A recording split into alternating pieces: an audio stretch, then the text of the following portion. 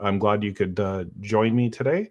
I wanted to talk about the Fun with Fang Adventure Jam, and hopefully, if there's anybody that's considering joining the jam and they have questions, feel free to pop them in the comments at any point. I just wanted to kind of go over some of the resources, and I do have some other windows open, and like I said, I might have some technical difficulties, but I'll show you some of the InDesign templates that are available to you and just kind of go through those, as well as talking about just, I guess, in general, game design and adventure design and all the things that you can do. So anyways, glad you can join me here on a Friday night. I know there's probably better things out there for everybody to be doing, but if you are at home and you are watching, very much appreciate you joining. And let's talk about game design, and maybe just even talk about a little bit about the news before we jump in here. Just lots of stuff going on in the game design world. You can see all the leadership leaving the WotC team, so that's kind of interesting to see where D&D ends up going in the future.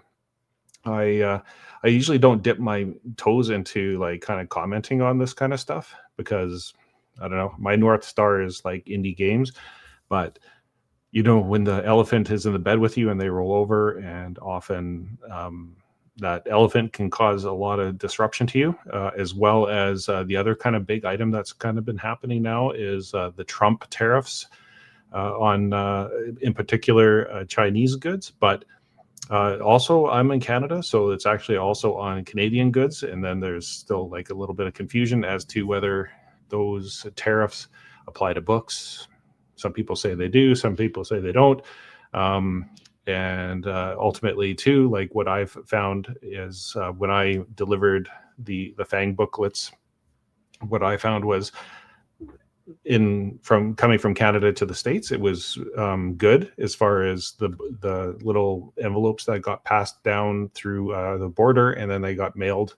That all worked out because you're allowed to distribute up to $800 from Canada into the US. And I think that plan is changing. So I'm not too sure what the future holds for game designers in Canada either. But with that said, I don't think anybody really knows how any of this is going to shape up for anything. And you can see there's a lot of board game companies that are either tapping out or making, I guess, overtures to that they might have to close up. And then there's the Steve Jackson Games, who I've had Steve Jackson on. I'll maybe put the link up there after the live stream. I'll put the link up above. I've had Steve Jackson on as a guest, who was lovely. I've been a big fan of Steve Jackson. To me, Car Wars was one of my in my upcoming game Bugbusters.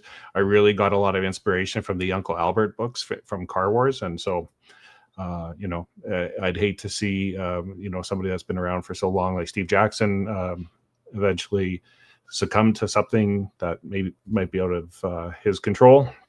But anyways, I love games and I love game designers, and hopefully that we can all figure this out and create a better place for sharing games in the future.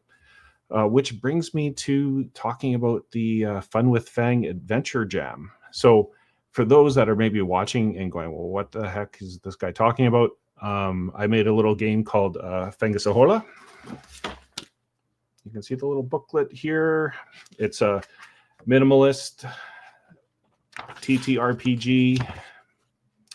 And I think I was, sometimes when you're doing something and you stumble across something and you go, that works, and it's like a bit of a happy accident, and maybe it's like discovering penicillin from mold or whatever.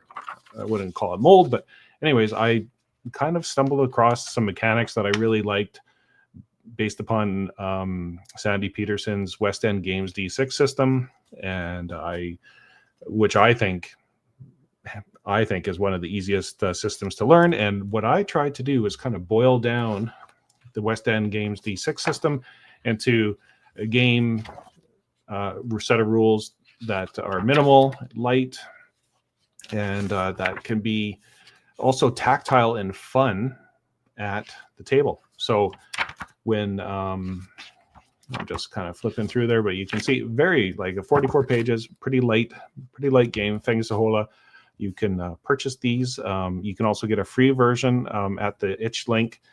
I don't know if I have that prepared, but if you go to the itch jam link, you can easily link to the free version of this. Some of the artwork stripped out, not all of it, some of it. So I mean, it's like a functional game. You can go and try it out yourself if you have not done so yet. You can also purchase still hard copies from my website, and there's links on the jam as well to do that. And I should note, if you are entering the jam, the adventure jam, that if you put in an entry, you get 2 free books sent to you after you enter. So that's another way to get your hands on the hot little copy of Fang. I should also note that it's also for sale not only on my website, the physical and digital downloads, and itch and Drive-Thru RPG, but you can also get it through Ratty Incantati, which is another Canadian store that has a lot of indie games. So if you're like, well, if I'm going to pay for shipping, I want a lot of indie games, go to Ratty Incantati, and they will be able, they have like a lot of really good indie games, and you can just bundle them up together so that you're only kind of paying one shipping cost instead of just buying it from me. So with that said, I did want to talk about the Fun with Fang jam, and I will bring up the screen. And like I said, bear with me. I've got probably too many windows open for this. I got like really probably ahead of myself, where I was gonna like showcase like some of the art and how to update it and bring it into Photoshop and bring it into Illustrator and all that kind of stuff. At this point, I am just happy to kind of have a window that I can share on the screen. So let's just start with that. So this is the Fun with Fang Adventure Jam. You can see, I'm going to move that other thing off the screen so that it's not in the way. You can see there's 68 entries, or not entries, but people that have joined the jam. So that if you want to be one of them, it's easy enough. All you have to do is have an itch profile, and you can join. It's as simple as that. If you scroll down, you can see there's some basic instructions how to participate. And maybe for some of you, one of the incentives is that you're going to be judged, and you might be eligible for one of the prizes. So we've got the gold and the silver and the bronze, pretty typical stuff. And they have the also gift cards of $300 for the gold, 200 for the silver, 100 for the bronze, and that will be IKEA gift cards, hence the theme. And if you couldn't tell by the little guys, some of the illustrations were IKEA inspired. So there's those grand prizes, as well as gift cards for other kind of little things we just thought would be fun, like best art, best layout, best map, NPC, new monster, magic items, and best use of the Swedish IKEA vibe. So with that said, there's also we encourage you to make your monsters. And I've said this before on a few TikToks. So if you're not subscribed to me on TikTok, feel free to, it's Daikun Games, same as my YouTube channel. I talk about some of the illustrators that inspired me. But if I've said many times on there, if I can do it, you can do it. So do not limit yourself as far as your art goes, because I'll show you, it's like not simple, but it's all doable. There's also resources, which I'll be covering here shortly. There's the online form if you do want to get a free digital copy with the artwork. So just fill that out, and I'm more than happy to send you that. There's also, like I said, there's also the free limited art version there. But to get the full scope of the kind of the game and the style, I encourage you to check out the full art. So if you're going to enter the jam, just fill out the form. Also, as I mentioned here, we're on YouTube, we're on TikTok. I'm going to have more tips and tutorials and just talking about my inspirations for the game. There's also a Discord channel. If you want to go to that Discord server and share your work, get feedback, there's some good people in that Discord. And also, as I will be talking about shortly, that there are a bunch of blog posts, which I'll be talking about. And there's brainstorming ideas, how to make monsters, how to make magic heirlooms, how to make maps, how to get inspiration from fairy tales. I covered that in a previous video, so I'm not going to kind of get into some of that. But learning about illustrators, that's just an ongoing process. I also have a really good Pinterest board that has like a ton of like really good examples of like killer mid-century illustrations and art.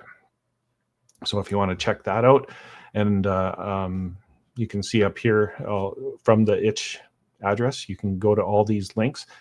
And there's also, maybe not widely known, and it's probably blasphemy, but I mean, OSR is one of those things that's nebulous. Everybody doesn't even agree on what OSR stands for. But the principles of OSR are that the person playing and their skill that they bring to it, their creativity that they bring to it, is kind of primary. That's at least my take on the OSR, is that the player skill is primary, and the stats on your page are kind of not less important, but for the most part, we want you to kind of embody the character. And it's going back to those like early days of role playing, and that was one of the things that inspired me about making Fang, is I wanted it to have those OSR principles. But if you are expecting to roll a d20, no, that's not happening. Once again, the system itself is actually based upon the West End Games D6 system, and I've tried to boil that down to its absolute minimal core. And then I thought, well, how can we actually include the dice into the mechanics? And so in the game itself, there's different types of D6, and so it kind of actually minimizes the West End Games D6 system, and then it expands upon it by bringing that tactile dice aspect into the game. And when you take damage, you actually stack black doom dice. So it really does like lean into the dice as part of the game. I also have a using the 3 E's to make locations. I did discuss that on my last video, so I probably won't go back into that again. But that's basically in the game, when you make a tie, it's called a jinx, and something kind of bad or weird happens upon the jinx. And when you're designing your adventure, you want to put those kind of possibilities of a jinx into your design, and understanding how to set difficulty. So with any new system, sometimes it can get a little bit difficult to go, well, how strong should a monster be, or how difficult should an action be to pull off? So I do actually have a chart. Like, we get really nerdy into the math part of it.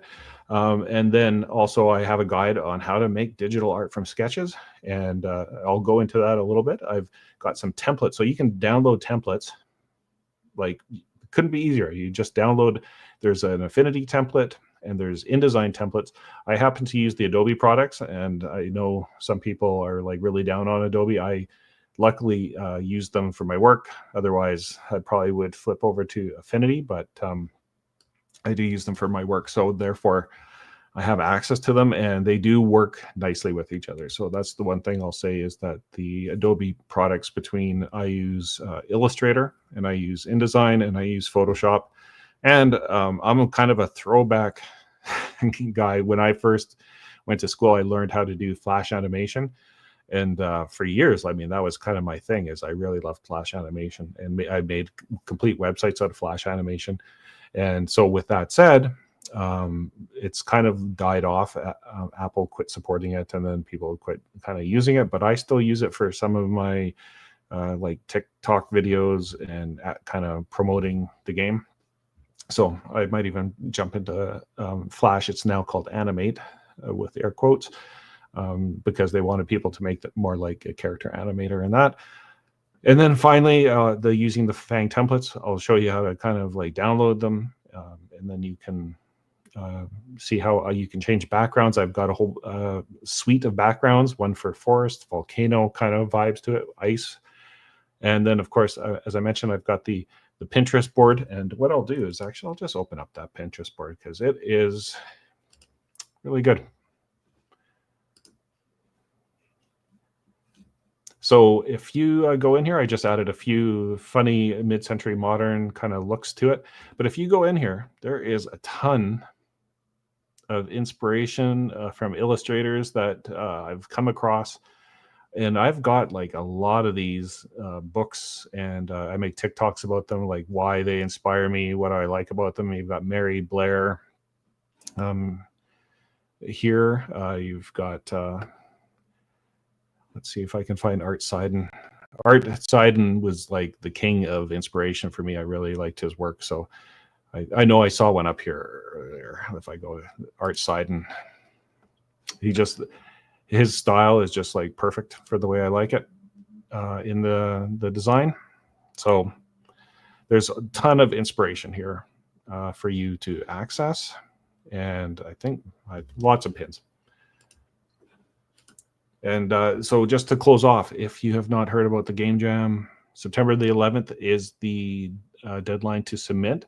I purposely did that because I really hope that you take the time. You could finish it in a week if you want to, but I do also encourage you to kind of take the time to make the game that you want. I know some jams are like really short and they're just like 2-3 weeks type of thing. And sometimes that's good because sometimes that like really pushes people to go, okay, I'm going to do it and that. But also I did think that, some of, if you're in university and you're like, oh, I've got 4 months of like a little bit more time, this is an opportunity. And I didn't want it to be too early in September because then I know that's a busy time getting back to school and that kind of thing. So anyways, the jam runs till September. If you enter, you will receive 2 booklets from myself.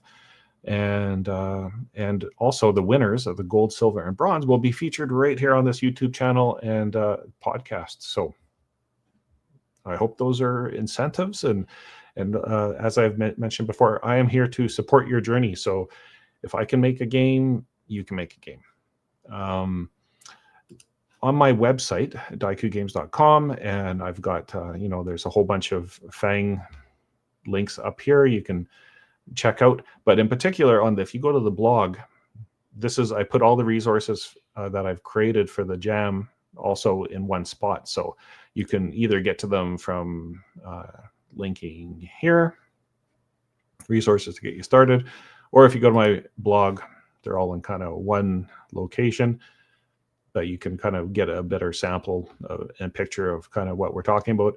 I've got like write-ups on some of the illustrators that you can learn from and maybe get inspiration from. There's, like I said, one for Mary Blair, one for Art Seiden. There's some older videos that are on there, but a lot of information. And also, I should point out on the jam here, there's also a community tab. So if you have a question that you want asked or answered, it could also be there. So this video is meant to provide a little bit of that stuff, some of the questions that have kind of come up, but not entirely. And then if you also want to go check out what the third-party adventure license entails, if you click on that, you can see the logos, the kind of the vibe, what you can and what you can't do. So this is for an adventure only at this point. So, but if you have other questions, as always, just feel free to reach out and ask me. So let's dive into some of the things that have been added anew to the blog. One of the things was mapping. So if we click on here and go to the story of mapping. So this is a map from my King Kringle adventure. Not entirely done yet, but in draft form. The cutaway maps that you can see in this booklet on the back page, that's kind of the default for, it's like kind of a parallel dungeon crawler, like a platform game like Pitfall or Mario Brothers. There's also location-based maps, and I showed you the King Kringle one. And there's also, I'm a big fan of like Disneyland maps. Like those are like super cool. I have a whole book of Disneyland maps I might go through at some point. There's Winnie the Pooh and the Thousand Acre Wood, of course, Middle Earth, and here's a Neverland map. I don't know if Mary Blair did that, but quite possibly. But that's like just from the Disney archives.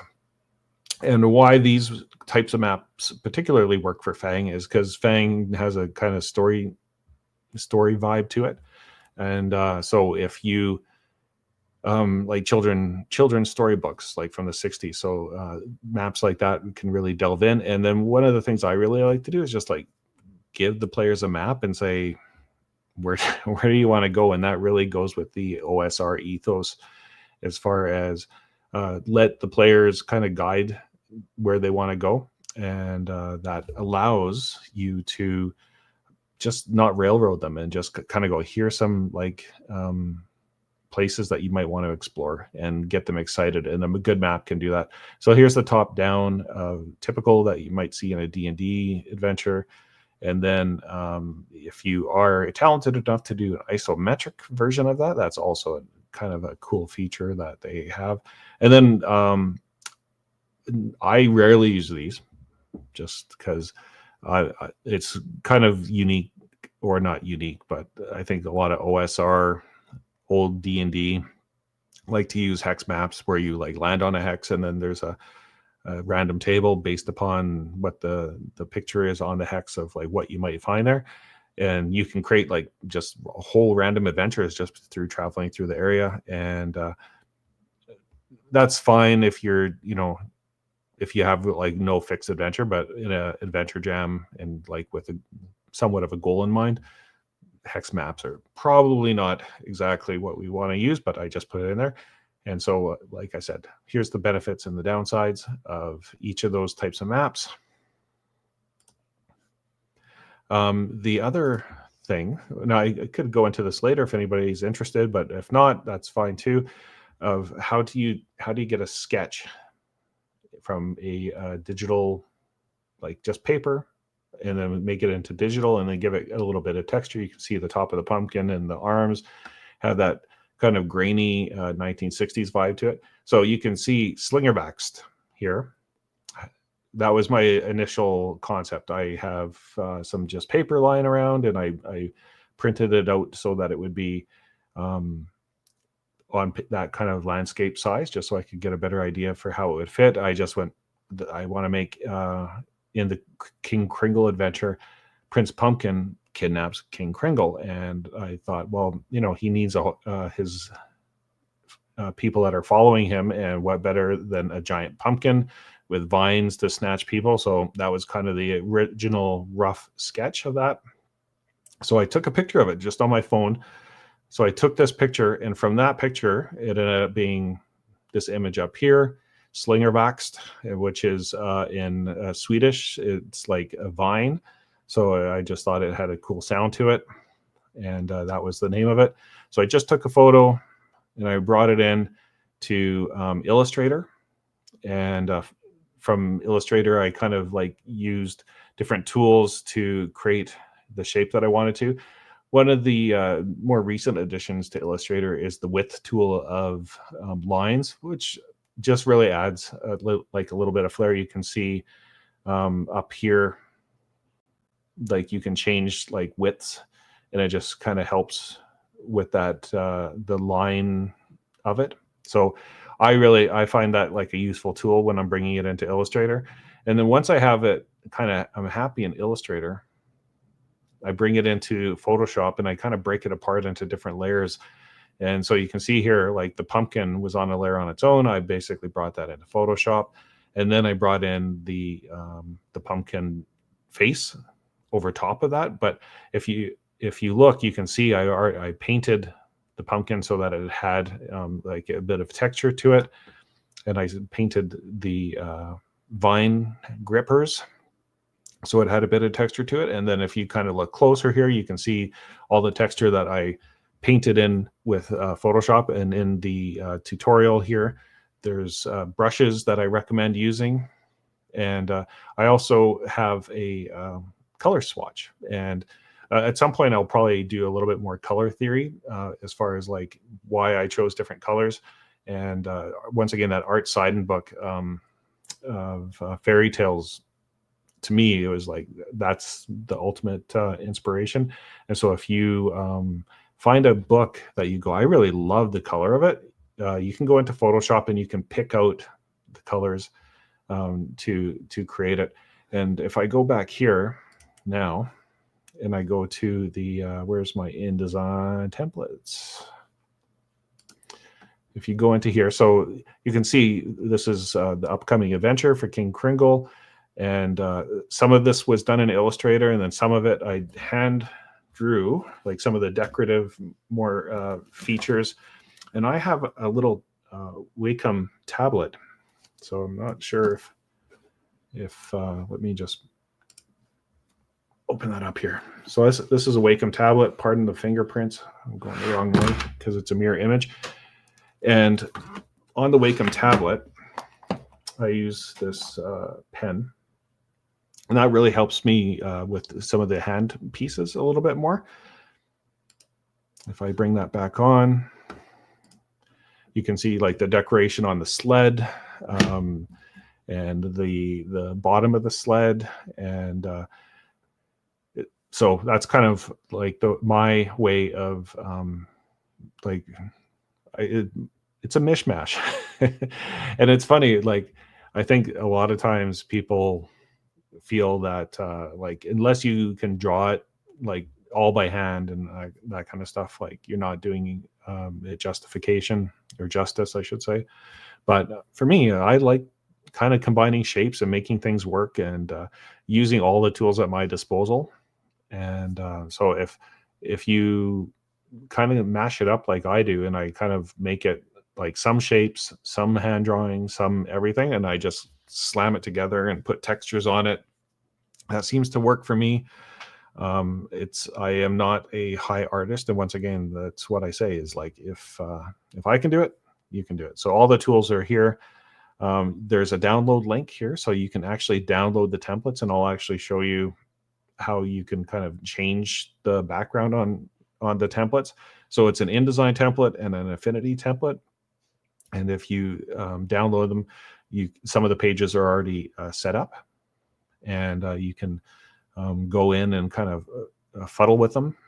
And maybe in the background while that's going, I should, let me just bear with me here. I'm just going to open up a template so that you can see better. And then I'll move over to that at some point. But the templates are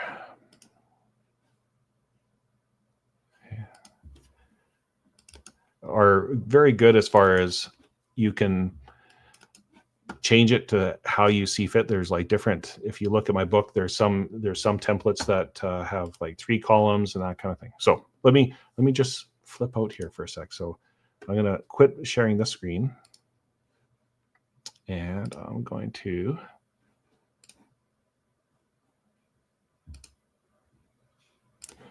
add a new screen. So once again, I need a team here because, okay. So if everybody can see that, this is InDesign. So I'm going to kind of try to flip between here. And I'm just going to go through some of the elements of what you're seeing on the screen. So just, it's a big, some of these backgrounds are like big files, and it's all over the network. So when you join the Fang Adventure Jam, you can or you cannot. It's up to you. But if you want to have the Fun with Fang logo on there to say that it's Fang compatible, there is that logo. And that was kind of meant to be like those 1960s Children's Book Awards. That's the idea behind it, was that it was like that. So if you go through some of these templates, I'll zoom out just a little bit so you can see them a little bit better. So these are spreads, and this image here in the background is just like a Photoshop file, a JPEG in this case, and that's just sitting in the background. So if I click on my layers, you can see I've got your content and your backgrounds here. So if I lock that background, I can't move it anymore. Like I'm dragging it, I can't. But if I unlock it, then I can drag it. So I've kind of made the layers for you to be able to do that. And then there's also on your content, like if you have text files, or text frames that you want to change. They're already there. So these are like the 2 columns. And if you go here, there's just like more like text without headers in 2 columns. And then I also have a bulleted list that you can use it as an example, and then some kind of background kind of texture to give it a little bit more depth as far as like telling what's apart. Oh, I should have changed that. Look at that. It's a mistake. It should have been a 6. Anyways, that's the joy of templates. And you can see the background here is the forest background that I created. So if you have something that's kind of more forest themed, you can change it in there. And I think this one is, let me see what link this was. This is the volcano one. So it's got more of an like kind of orange vibe to it. And then this one is just the paper texture, which you would find in most of the booklet here is this paper texture. The volcano one, it has a little bit more like redness to it. And then there's the forest one, and then the winter one, which is for the, like, I'm using it for the King Kringle. And you can see that there's different tables and different things. So if you're making a D66 table, here's a 2 column one. So if you count it up, there's 1, 2, 3, 4, 5, 6, 7. And so 8, 9, 10, 11, 12, 13, 14. So when you take a D66 table and like split it up, it'll be that. And if you have a D66 table and you have all of the 36 options, there's a table for that. And other kind of backgrounds. And here's a D66 table for like what I use for magic items. You don't have to have that many. It's 36. And then finally, as I mentioned, there's also the color swatch. So this is the color swatch that I created from the Art Seiden book. And I just like basically took a color dropper from my Photoshop and went in and like picked different colors and gave them my own name. And then that's the hex code there. There's RGB and CMYK codes for those that are kind of like more into the print and all that kind of stuff. But for most people, having a web code, which is the 6-digit hexadecimal code, that's going to be probably easiest to kind of remember. But you can take any of these really. And let me just like, so if I grab one and I say, oh, I want that background to be there, that color, I can change it and just do the eyedropper there. So I could completely change any of these elements in the templates based upon your preferences. So if you have a color scheme that you're working with, you can do that. I'm just undoing that. But all these colors are here, located here. And if you actually go to, if I open it up, there's also the swatches that are in the template. So they're already here.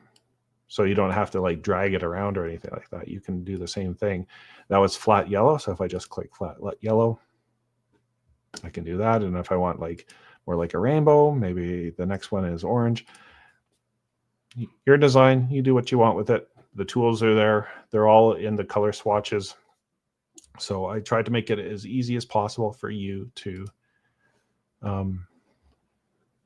make a game. And so if you want to change the background, like on this, if you want to change it, all you have to do is swap it out with like there's all those the different types. So you can just like choose in that folder that it comes with it.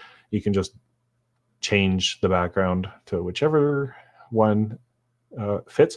And I should also note, you do not have to you do not have to have the logo, but you can also move the logo if your design is like where you don't want it to be in the center. You can move it to the right, or if you want it up in the right, top right, left, or not at all. It's up to you. I really designed this itch jam for you to make what you want to make. So I don't want to be a police on this. I just want you to have fun. So that is, I'll go back to the page now for the jam. And let's see, here we go. templates back to that.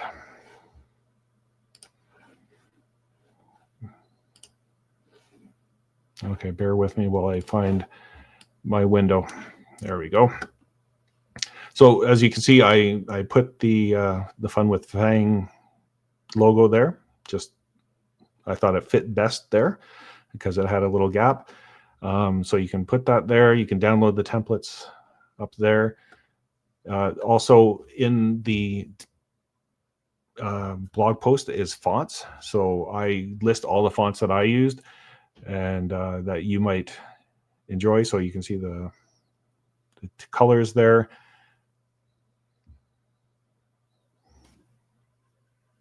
And speaking of that, I actually do have a better post on typography.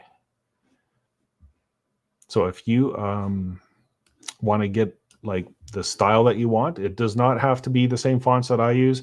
This is a Rankin Bass called, it had a good name. It was called Misfit Island, Misfit, I gotta look. What was it called? Island of Misfit Toys, which totally makes sense. So that was for my King Kringle because it was really inspired by Rankin Bass. And so, you know, there's kind of standard rules of like, you know, you have your, don't do the standard rules, which I'll say that you're allowed to break them in a second. The standard rules are like, have like a nice bold font. And then like, it could be scripty, might not be, but have a nice header and then that's legible, and then have your regular font. And then you can kind of throw in script fonts from time to time if it makes sense. Now, with that said, I just bear with me here as I show it to you. When I made the particularly the Doomsayer section, and I had this section where I wanted people to be able, because like you're making dungeons on the fly, I purposely chose to switch out the fonts at that point to make it beasts and serpents. I wanted the font to kind of match the page so that if you rolled on the random table that you were going to encounter a serpent, like I wanted you to be able to find that as quickly as possible. So, and same with Enchanted and Bugs, I wanted you as a Doomsayer, which is the GM in the game, to be able to find it as quickly as possible. So I decided to customize each page with its own font. And that is officially kind of breaking the rules. And then I go back to the regular font there. So I did break the rules. I knew why I was breaking the rules. And if you know why you're breaking the rules, feel free to break the rules. But it's good to understand kind of like, you know, try to limit your fonts and try to keep the kind of simple. So if I go back to here, and if you look at the fonts that I used, and then I also have some other ones that you might find useful. And those are all either free or limited kind of personal commercial use.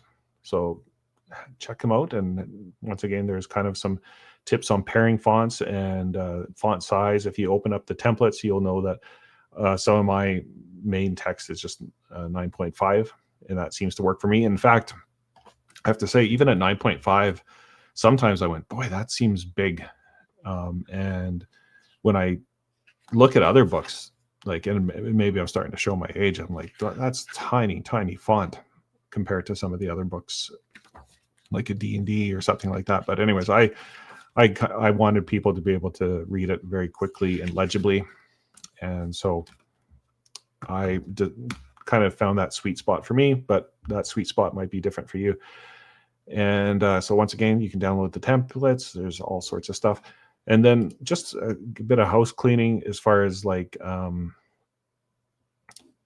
of the other newer blog posts is talking about the difficulty with the dice. So I might have mentioned it. I mentioned it earlier that it's like West End Games, but the difference between my version of this is that you only take the top two results. Because one of the things I really disliked I always feel bad when I say that because it's such a good system.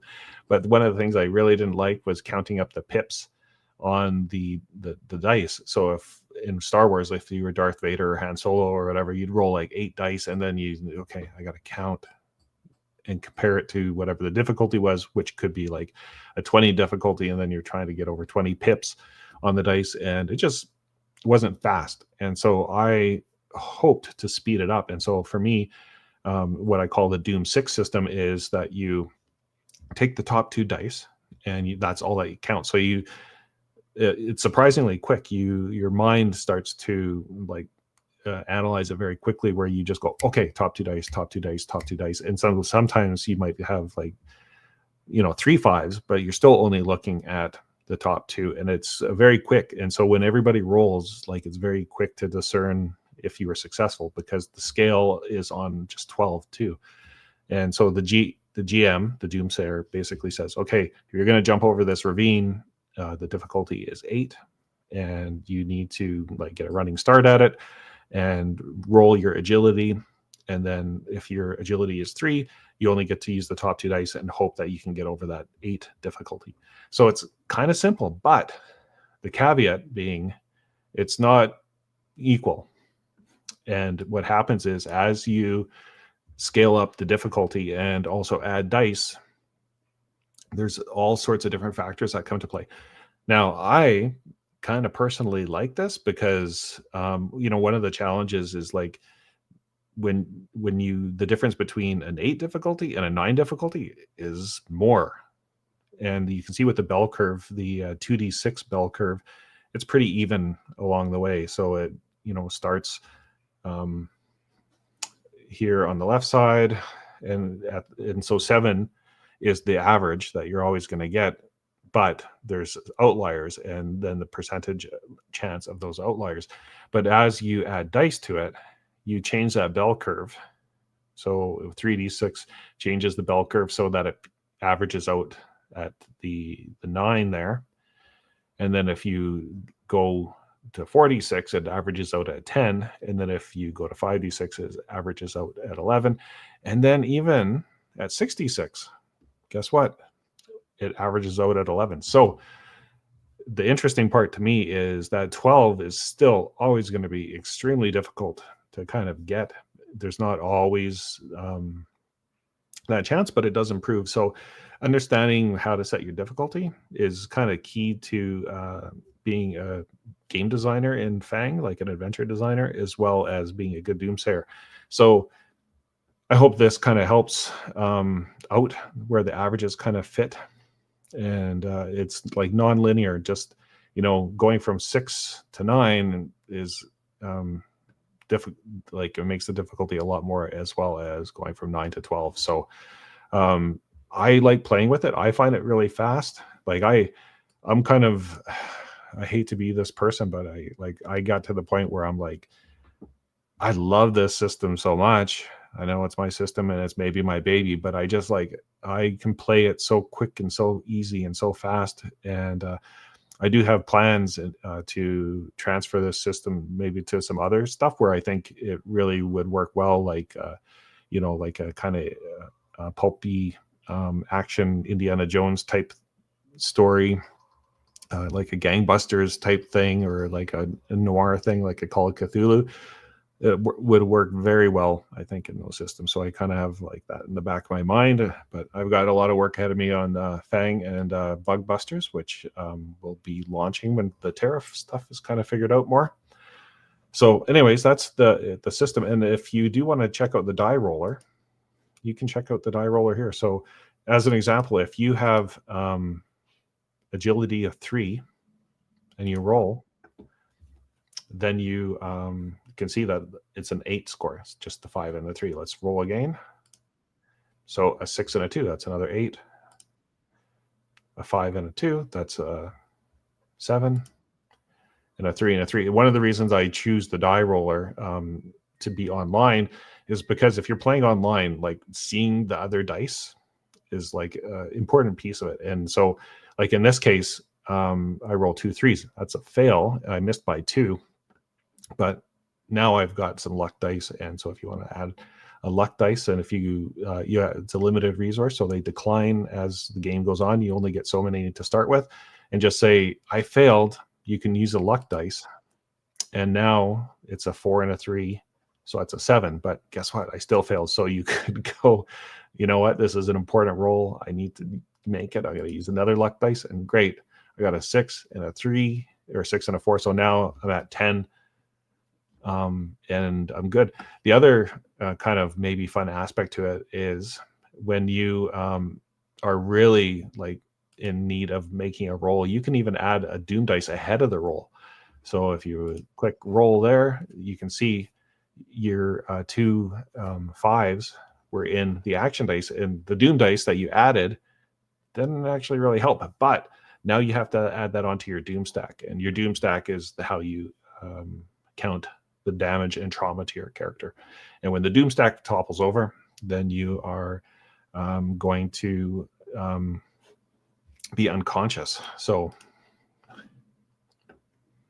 I see we got a question from, or not question, but comment more. Mark, I am doing good, Mark. How about yourself? Thanks for joining me on a Friday. What are you up to?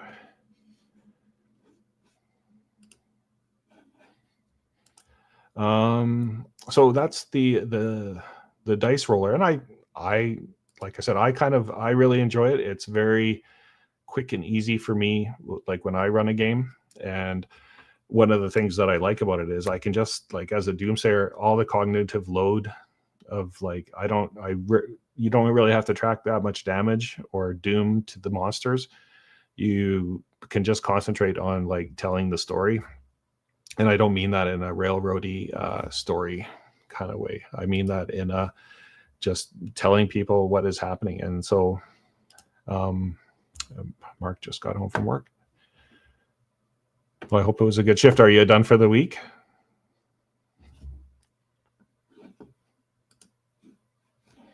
Or is it a weekend working? I'm in my crunch time. I did have a little bit of time tonight, but I have a big event that I'm kind of like doing communication support for. And because of that, like until May 15th, 16th, my life is just kind of too busy for my own good.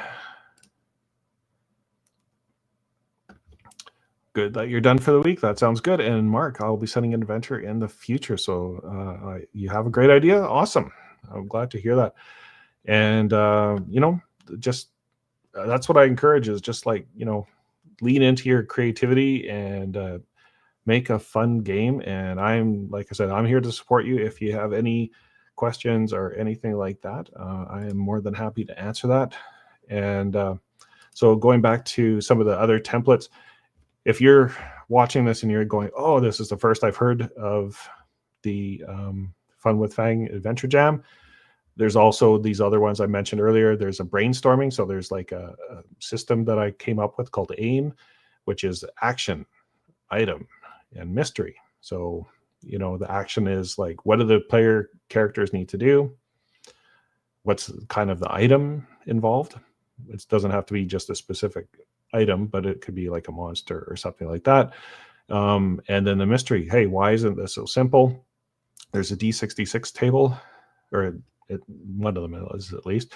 And so if you roll on the action, there's 6 types of actions. And then within each of those actions, you get 1 to 6. So you roll another die to figure out what the item is. And then finally at the end, you have a D66 table. So that's 36 options to add to the mystery. And then there you go. That's your adventure. So if, I suspect you'll take that and like brainstorm with it and chew on it and go, well, what if I did this instead? And what if I did that instead? So you don't have to stick to this. This is just inspiration for you to kind of figure out what you want to do within the jam.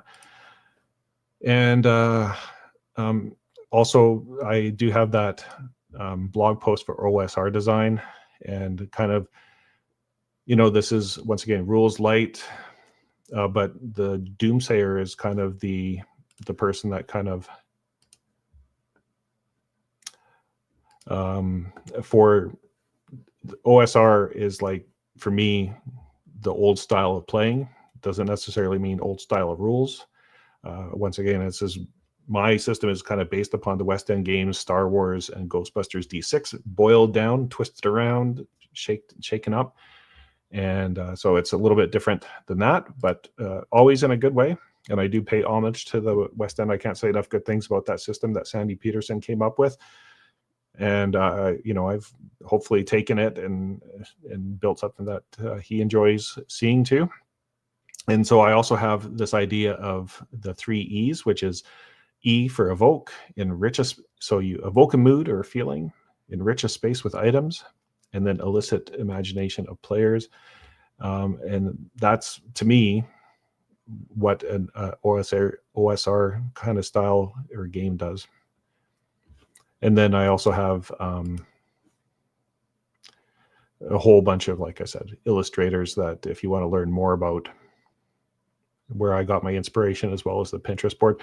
And then the other kind of newish one is making magic heirlooms. So for those that are just learning about this game for the first time, what happens is you carry around these big rocks with runes on them, and so it's a weight factor as well. So if you are everybody can cast magic. So there's 8 character types, but all of them cast magic if they have a rune stone. But you do have to make a saving throw with a doom die if you use that magic, and then it eventually could catch up to you, because if you fail too many of those, your doom stack gets higher. And so the troll Carl, which is wizard in Swedish, they have a higher will, so they don't take usually as much doom, because they make their saving throws a lot easier, and they can also read the runes. And there's edibles. And so the difference is the rune stones are kind of like helpful, but they're not overtly attack mechanisms, because the way the system is set up, like, you might be able to like levitate, or you might be able to like freeze water or something like that. It's not necessarily that you are like attacking like fireballs. There's no fireballs with rune stones. So the rune stones are kind of more like to do things with them, whereas the edibles, they're a little bit more of a wild card, because they're a one and done. So when you take them or you consume them, as an example, rabbit jerky, you grow giant ears and hear anything in the dungeon for 6 rounds. So they always have like almost like a bit of a side effect.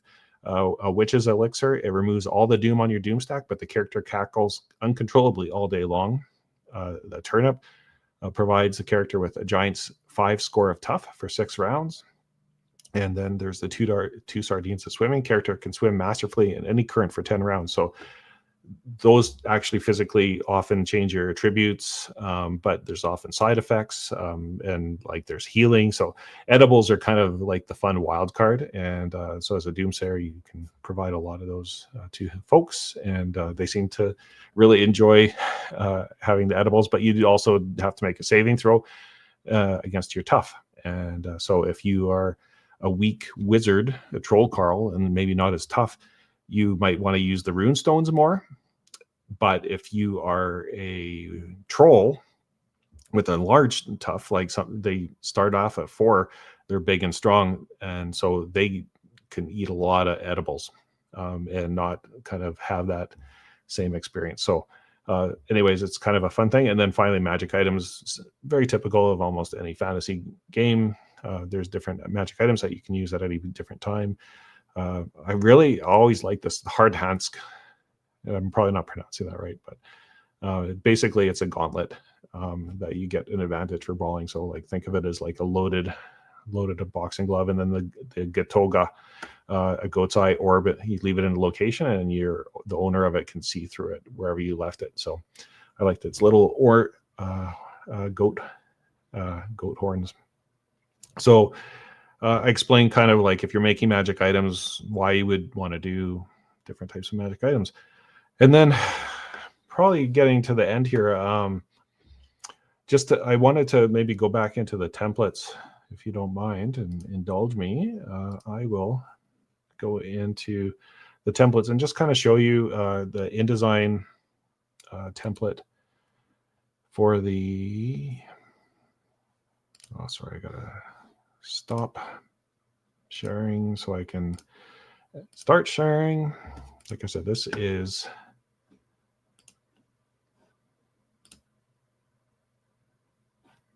Okay. So here is, like, as an example, like the King Kringle adventure. If you are new to layout and design, you can see here there's a normal view, a preview, a bleed, and a slug. I'm going to switch to normal view. And so you can kind of start to see all these extra lines that show up here. Now, the template has what is called a bleed. And so between those two lines, the inner line and the outer line here is what they call a bleed. And the point of it is, now the games that you're designing for the Adventure Jam, like, you only have to submit it digitally. So, this might not even worry you at any point. But if you go, you know what, I want to sell some of these and I want to print some of these, this is where the print bleed comes in. And what happens is the difference between the purple line and the red line here, and maybe I'll zoom in so you can see it a little bit better.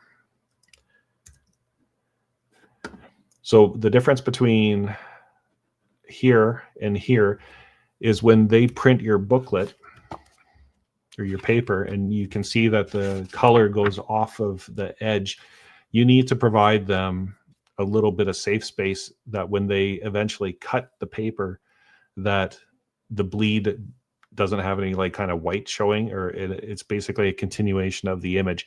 And so the point of the bleed is that you basically provide extra image so that if they cut it, that it's going to look as good as you can. Now, depending upon your printer, some of them are like really good at cutting. I know, and they also are good at aligning things. Even in this book, like, I liked my printer, very fine company. However, I even noticed like there's areas that I'm like, why did they cut there? And they didn't align that there. So I'm kind of nerdy about that stuff. So I notice it. Maybe most people won't, but the whole idea behind it is, as you can see here with this image of, or the map of the King Kringle castle, is this castle goes past the bleed area, so that if I ever do print this, that where that pink line is where it should get cut, but not the printers aren't always on their game, and the blade slips and all that kind of stuff. So, it's a tough job. I wouldn't want to do it. So just to give you an idea of the print. Now, if I go to here and go back to the preview, come on up.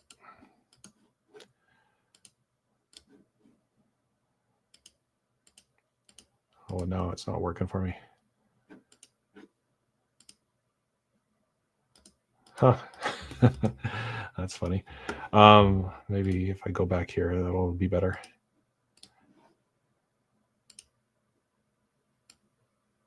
Okay.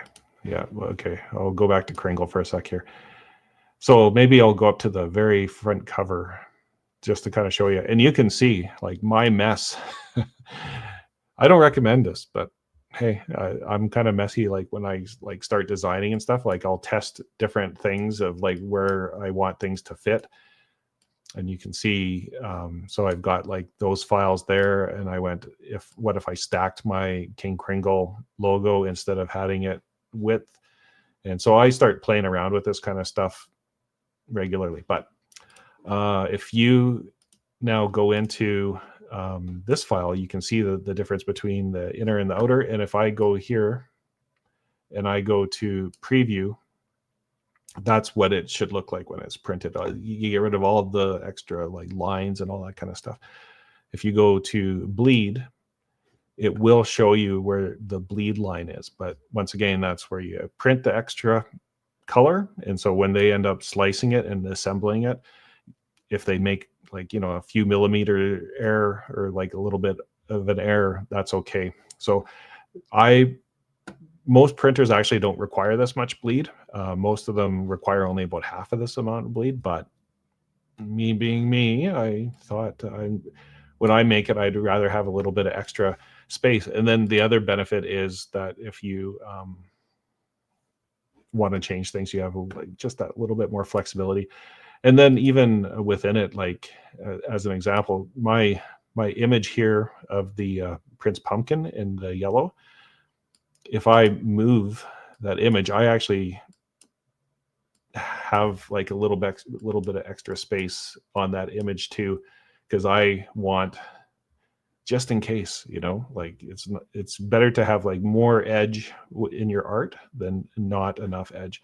And if I go through some of the other areas, like when I do my layout, it's kind of, I guess I have a system. It's not always the same, but if I go here and if I go into my King Kringle, and you can see like the bars have their own layer. And eventually, I didn't bring King Kringle into Photoshop, but I eventually will. But you know, this chain here only goes up just a little bit past the bleed. So if maybe it makes sense to add another one there.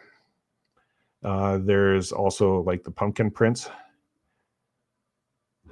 And you can see here, he's a vector shape. So if I click on him, I can go in and start moving this stuff around. But what I did is I ended up taking him into Photoshop, and then I added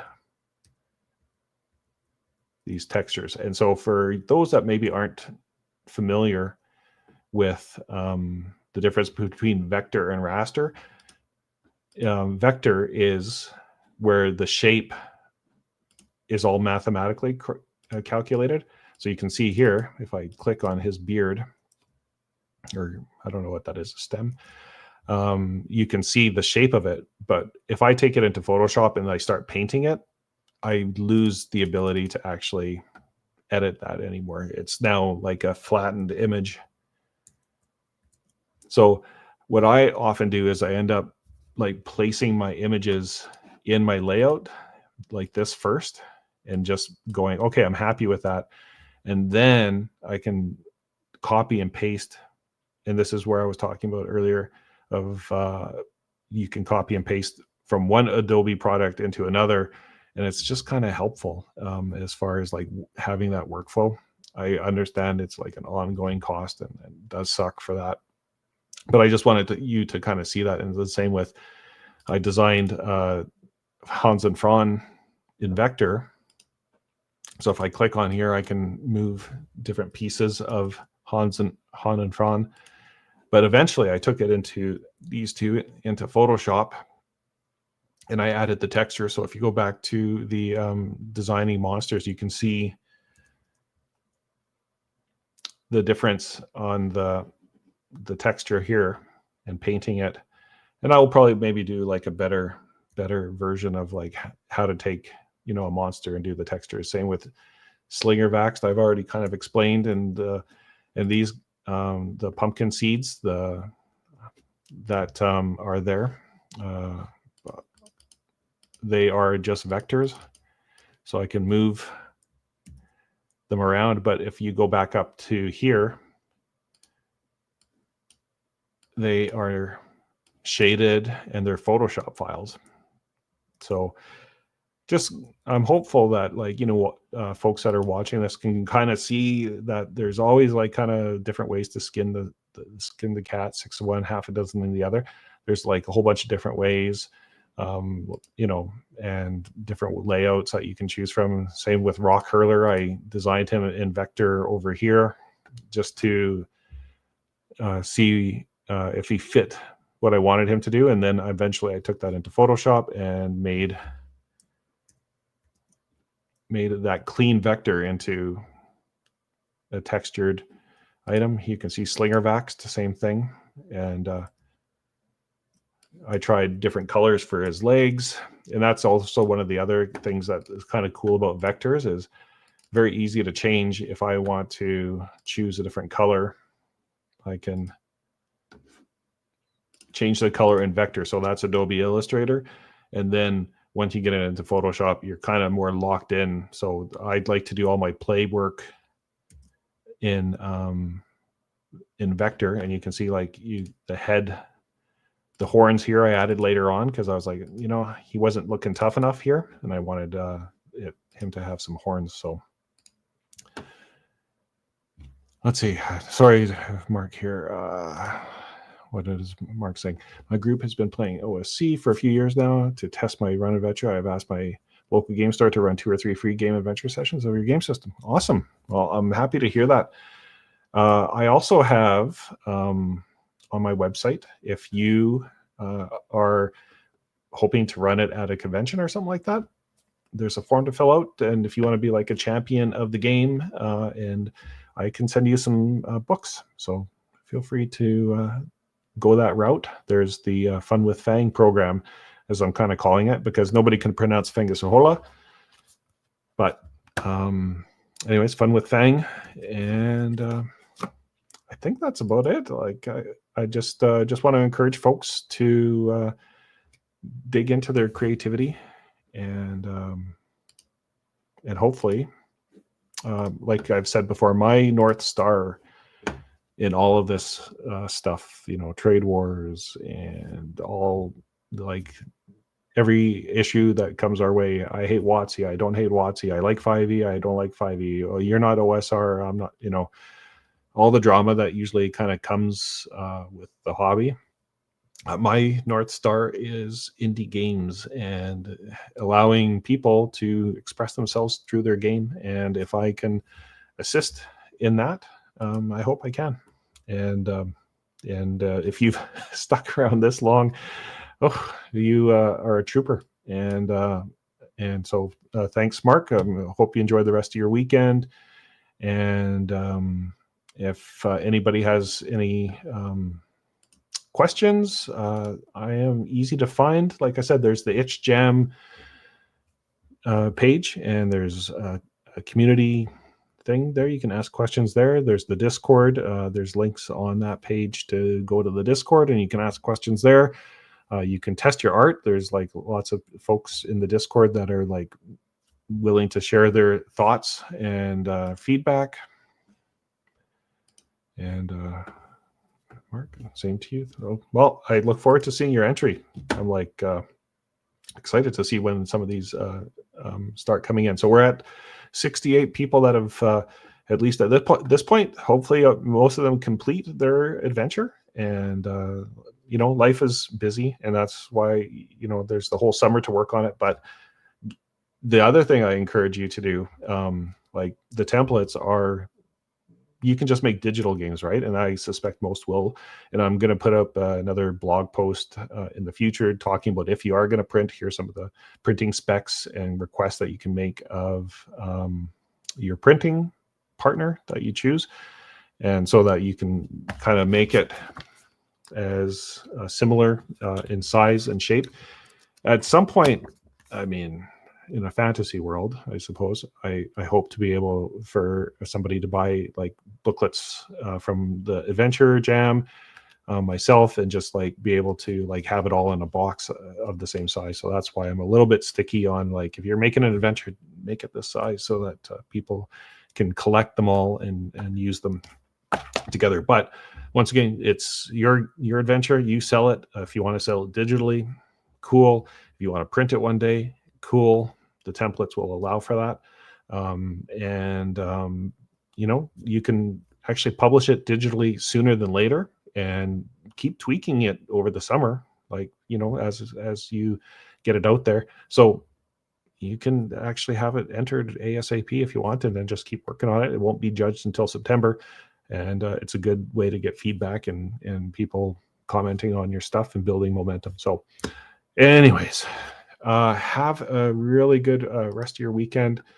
Hope you enjoyed it. And if you have questions, feel free to reach out and ask. And if not, like I said, I'm very busy up until like kind of the end of May. So I don't, or like mid-May. So I don't suspect I'll be doing too many more of these live streams. But I suspect in the second half of May, I'll probably pop on and answer some of the common questions that kind of have come up and provide more tools. So with that said, enjoy the rest of your weekend, everybody. And just, keep on making cool stuff. Okay, bye.